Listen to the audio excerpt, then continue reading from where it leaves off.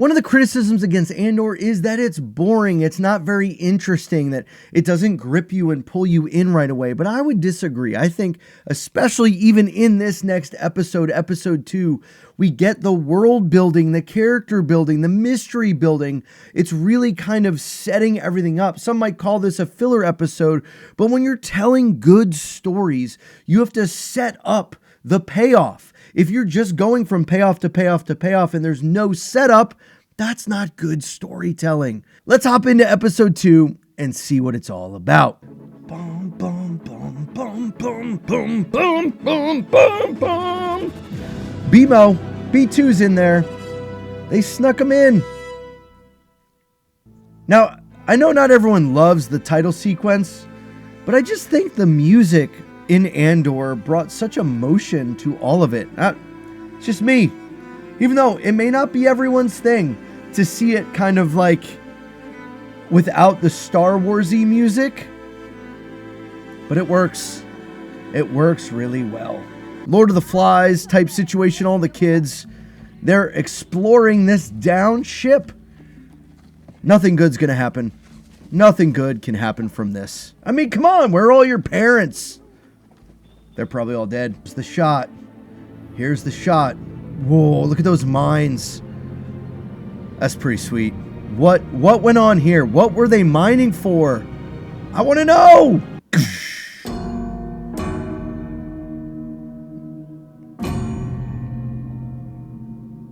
We're getting started. This is what makes Ferrix great. Just this beginning opening.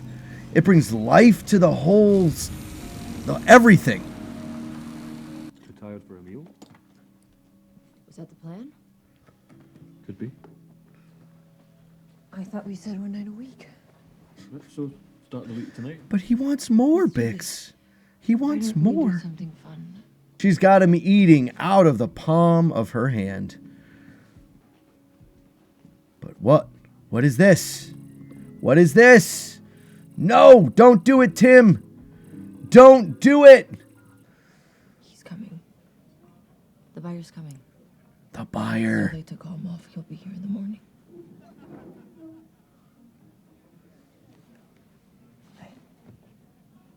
I won't forget this. No, don't do it, Timm. Don't do it. Ah, the jealous lover. Timm with 2 M's. You know he's going to. You should go. He's going to ruin everything. He's like, I'm going to show you, Bix. I'm going to get rid of Cassian once and forever.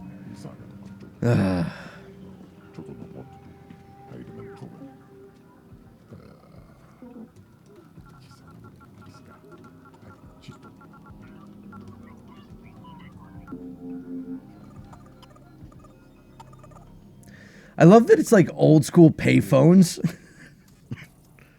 Who is it? Is it too late? Oh, it's never too late for Timm. Never. You know he's awake. Your light was on. It's always on for you, Bix. Yeah, I see that. Something to drink or? Boom, chicka, boom. No, Timm. She came for one reason and one reason only. Close your eyes, kids. Star Wars, rated R. Here we go. Sergeant Linus Mosk at your service, sir. Sorry to roust you in the middle of the night. No, sir. Privilege, sir. Got the brief on the ride in. Need to move on this quickly. He feels like Scotty from Star Trek. The Enterprise. Show me the bridge of the Enterprise, you chattering piece of... There's fermenting out there, sir. Fermenting. Pockets of fermenting. Making wine? Tactical forces. What are they fermenting? First line of defense, and the best way to keep the blade sharp is to use it. I think the best way to keep a blade sharp is to sharpen it. But, again, it goes overlooked, but some of the camera work and the lighting, just really good. I mean, some of the scenes are really dark. Like, this one's pretty dark, but it brings emotion and character. The Imperial symbol. Now, it would have been pretty cool if there had been, like, a little bit of music change. Imperial March underneath. Might have been too much, though. It is pretty remarkable how they can tell a story without using words.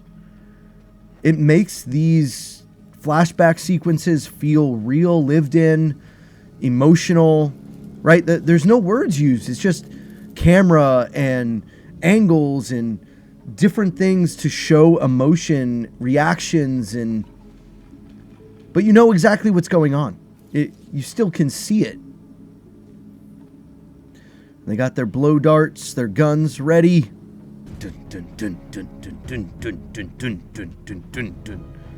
It's building. Something's gonna happen. That feels Star Wars. Where are the Sand People? Again, introduced with mystery and intrigue. Here we go. Next shift. This is exactly how I would do it. It's an interesting way to show like the passing of time. That the next morning now. I was wrong before when I said that was wake up. That was the shift end of the day. Hey, Creepy Tim, just watching you sleep. what are you doing? Couldn't sleep. Riddled with guilt. He knows what he's done. We all know what you've done, Tim. Tell me you have calf. We all Just about know. to put it on. Coffee in the Star Wars universe. I think the way they've woven these stories together, I don't love flashback scenes, but the way that they've woven them together, give us bits and pieces, keep us wanting more. Like, we don't just get a whole exposition of what's happened. So they're showing us, not telling us, which I like.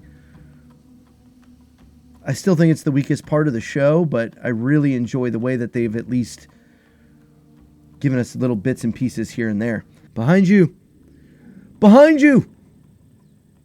Why is no one doing anything?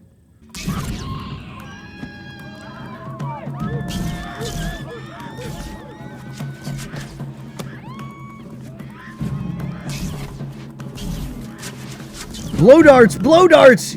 You know what this reminds me of? This reminds me of Ace Ventura.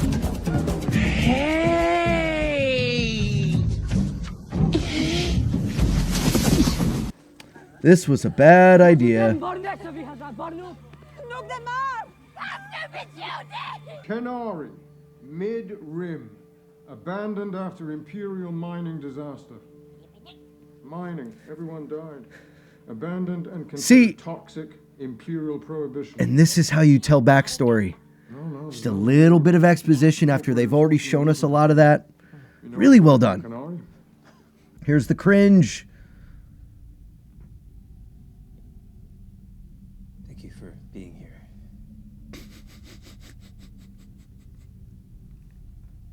There comes a time when the risk of doing nothing becomes the greatest risk of all.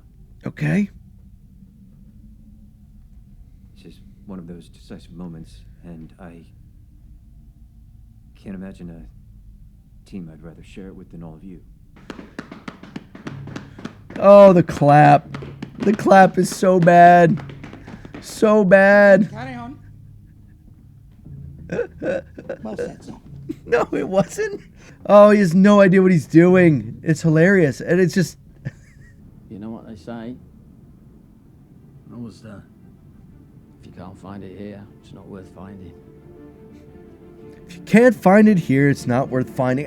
Again, they're building up this understanding of what Ferrix is. That there's a lot going on. Merchant trade. It's cool. I like it. But it also speaks deeper. And this, again, this feels exactly like Peaky Blinders. Right out of it. It's a good scene. I like it.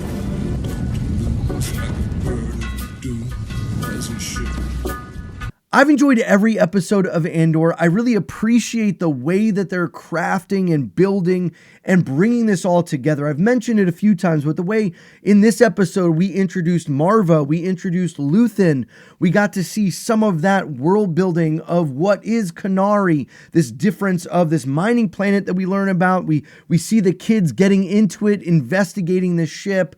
We've got people who have never heard of Kenari, the fighting back and forth of Cassian and Marva, just building this mystery of Andor's backstory, what's actually going on, what's about to happen now that Luthan is shown up here on Ferrix, and we got a lot of the story world building of Ferrix.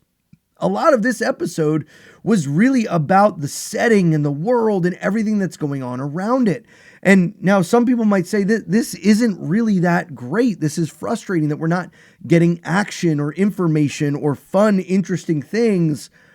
But this is how you tell a great story. This is why Andor is absolutely fantastic, and why I think the 12-episode arc is really integral to making that happen. If you're talking about 8 episodes, this doesn't happen. I know I mentioned that in the previous video, but I think it's really important. We can't just move past that.